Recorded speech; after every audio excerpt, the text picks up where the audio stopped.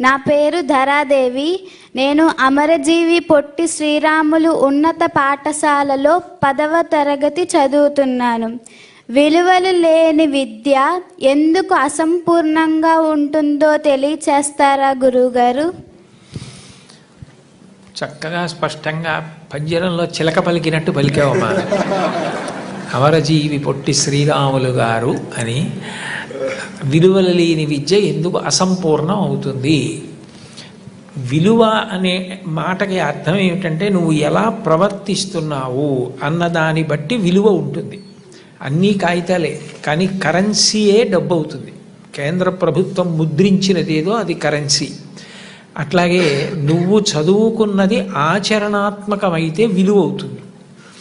నువ్వు చదువుకుని విలువ ఏదీ పాటించలేదనుకో, ఎట్లా అది విలువ అవుతుంది?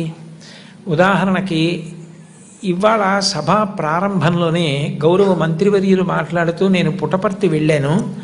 పుట్టపర్తిలో చాలా పెద్ద హాలు. ఆ హాల్కి అనేక మంది పిల్లలు వచ్చారు.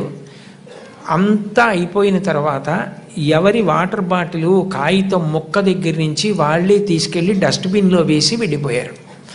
హాల్ అంతా అంత నీట్గా వచ్చి కూర్చోడానికి ముందు ఎలా ఉందో వెళ్ళిపోయిన తర్వాత కూడా అలా ఉంది. ఆయన పుట్టపర్తి సభలో పాల్గొని ఇక్కడికి వచ్చిన తర్వాత కూడా ఆయన మస్తిష్కంలో అది అలా ఉండిపోయి అలా మన పిల్లలు కూడా ఉంటే బాగుండు, అలా మన సమాజం కూడా తయారైతే బాగుండు, వీళ్ళందరూ కూడా అది నేర్చుకుంటే బాగుండన్నది ఉండిపోయి ఆలోచన దొంతరల్లోంచి అదే బయటికి వచ్చి ప్రసంగంలో ముందు పైకొచ్చింది అంటే అది ఆ పిల్లల విలువ. వాళ్ళు పరిశుభ్రత అలా పాటించారు. ఒక్కొక్కరు అంత విలువ ఒక్కొక్క విషయానికి ఇస్తారు. ఇది నిజానికి అంతఃశౌచము బాహ్య శౌచము అని. మన శరీరాన్ని శుభ్రంగా ఉంచుకోవడం, మన మనసుని శుభ్రంగా ఉంచుకోవడం, మంచి ఆలోచనలు చేయడం, మనం శుభ్రంగా ఉండడం కాదు, మన ఉన్న చోటు శుభ్రంగా ఉండాలి. ఇల్లు శుభ్రంగా ఉండాలి, వీధి శుభ్రంగా ఉండాలి. అలా ఉన్నప్పుడు దోమలు, అంటువ్యాధులు ఇట్లాంటివి ఉండవు. ఎవరికి వాళ్ళమే కష్టపడ్డాం, ఎవరికి వాళ్ళని శుభ్రంగా ఉంచుకోవడం నేర్చుకున్నాం అనుకోండి, అప్పుడు అది గొప్ప విలువ అవుతుంది. ఆ విలువ సామూహికమైందనుకోండి, ఒక ఊరంతా పాటించిందనుకోండి, అది కీర్తికి కారణం అవుతుంది. ఆ మధ్య హిందూ పేపర్లో ఒక ఆర్టికల్ వచ్చింది. కరీంనగర్ డిస్ట్రిక్ట్లో సిద్దిపేట మండల్లో ఇబ్రహీంపట్నం అనుకుంటాను, ఒక చిన్న పల్లెటూరు. ఆ పల్లెటూరులో ఆటోమొబైల్ ఇంజనీరింగ్లో డిప్లొమా చేసినటువంటి చెన్నారెడ్డి అన్న వ్యక్తి ఆ ఊరి సర్పంచ్ కుమారుడైన ఆయన లీడ్ తీసుకుని ఎందుకు పరిశుభ్రంగా ఉండాలి, ఉండకపోతే ఎంత ప్రమాదం జరుగుతుంది, ఒక్క దోమ పెరిగినది కుడితే ఒక పిల్లవాడే మరణించవచ్చు, ఒక బోధకాలు వస్తే జీవితాంతం బోధకాలతో బాధపడాలి, ఒక్కొక్క జ్వరం వస్తే ఎంత డబ్బు అయిపోతుంది, మనం ఎంత శుభ్రంగా ఉండాలి, మురుగునీరు మొక్కల్లోకి పంపించి కలకల్లాడుతూ పువ్వులు పూసేటట్టు వీధులు ఎలా ఉండాలి, ఇవి అదే పనిగా అందరినీ పిలిచి చెప్పి ఆ ఊళ్ళో ఒక్కరికి కూడా వైరల్ ఫీవర్ కూడా రాకపోతే ఆ ఊళ్ళో ఉన్నటువంటి 4 ఆర్ఎంపీ డాక్టర్లు ఆ ఊరు వదిలి వెళ్ళిపోయారు. ఏ జబ్బు రాందానికి ఈ ఊళ్ళో మేమెందుకు, ఇక్కడ మాకేం రావట్లేదు రూపాయి కూడానని. ఆ విషయం హిందూ పేపర్లో వచ్చింది. అంటే ఆ ఊరికే ఎంత విలువ వచ్చింది.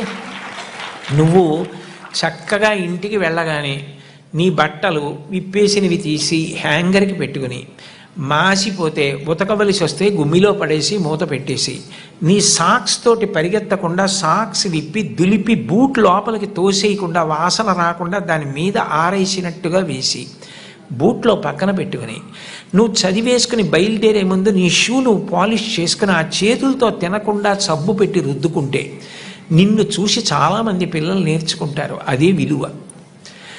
అలా పిల్లలందరూ కూడా మీరు కూర్చున్న గది, మీరు పుస్తకాలు పెట్టుకునే ఆల్మేరా, మీ ఇల్లు, మీ వీధి అన్నిటినీ శుభ్రంగా ఉంచడం మీరు నేర్చుకున్నారనుకోండి, ఒకనాడు ప్రపంచవ్యాప్తంగా ఈ దేశానికి ఎంత గౌరవం వస్తుందో. మహాత్మా గాంధీ గారు కరెంటు పోయిన తర్వాత గుండు సూది కావలసి వస్తే కటిక చీకట్లో తన మేజాబల్ల మీద గుండు సూది ఎక్కడుందో చీకట్లో తీసేవారట. అంటే అంత బాగా సర్దుకునేవారు. అవనిగడ్డ ఎమ్మెల్యే గారు మండలి బుద్ధప్రసాద్ గారిని ఉన్నారు. ఆయన మహాత్మా గాంధీ గారి జీవితంలో మంచి మంచి విషయాలు తీసి చాలా మంచి బుక్స్ పబ్లిష్ చేశారు. స్వచ్ఛ భారతీయం అని పుస్తకాలు వేసి ఆయన చీపురు పట్టుకు ఊడుస్తున్నట్టుగా వేసి పిల్లలకి మంచి బుద్ధి ప్రచోదనం కోసం పంచిపెట్టారు ఒకప్పుడు. నేను ఆ పుస్తకం చాలా బాగుందంటే తెప్పించుకుని ఆయన దగ్గర అడిగితే చదివాను. అందులోంచి ఉటంకించాను నేను ఇప్పుడు ఈ విషయం. కాబట్టి మీరు అట్లాంటివి చదివి చక్కగా పరిశుభ్రంగా ఉండడం నేర్చుకున్నారనుకోండి, మీరు ఒక రోజు ఏం చేయాలంటే మీరు మంత్రి గారికి కబురు చేయాలి. మంత్రి గారు, మీరు ఒక రోజున విజయవాడ సభలో పుటపర్తి గురించి చెప్పారు. మా స్కూల్కి మీరు ఒక్కసారి రండి, మా స్కూల్కి మీరు వచ్చి ఒక్కసారి చూడండి, మీరు పొంగిపోతారు, మీరు గర్వపడతారు. మా ఊళ్ళో మా స్కూలు మేము కూడా అలా నిర్వహిస్తున్నాం. చెత్త కాగితం ముక్క ఉండదు, ఎవ్వరం అపరిశుభ్రంగా ఉండం. మా స్కూల్ అలా మెయింటైన్ చేస్తున్నాం. మేమందరం వాలంటీర్స్గా షిఫ్ట్లు వేసుకుని 2 రోజులకు ఒకళ్ళని చప్పున, కొంతమందిని చప్పున పాఠశాలంతా మేమే తుడిచేసుకుని మేమే దీన్ని దేవాలయంలా చూసుకుంటున్నాం అని మీరు మంత్రి గారిని వెళ్ళి పిలిచి మంత్రి గారు వచ్చి చూశారనుకోండి, అది పెద్ద న్యూస్ అవుతుంది. అది మీ పట్ల విలువ అవుతుంది, మీ పాఠశాలకి విలువ అవుతుంది, మిగిలిన వాళ్ళకి ఆదర్శం అవుతుంది, రాష్ట్రాన్ని చెక్కుతుంది. నేను ఎంత మాట్లాడినా దానికి విలువ ఉండదు. అది ఎంతవరకు అంటే దీపం వెలిగించడం వరకే. కాంతి చదువుకోవడానికి ఉపయోగపడిన నాడు దానికి సార్థక్యం. చెప్పింది మీరు పాటిస్తే, అమ్మ అన్నం వండుతుంది, ఆకలితో కొడుకు భీష్మించి కోపంతో కూర్చుంటే అమ్మ ఏం చేస్తుంది? తింటే ఆకలి తీరుతుంది. మీరు పాటిస్తే గౌరవం వస్తుంది, విలువ అవుతుంది. పాటించినది విలువ. విలువ జీవితానికి, మీకు, మీ చుట్టూ ఉన్న వాళ్ళకి ఉపకారము, కీర్తి 2.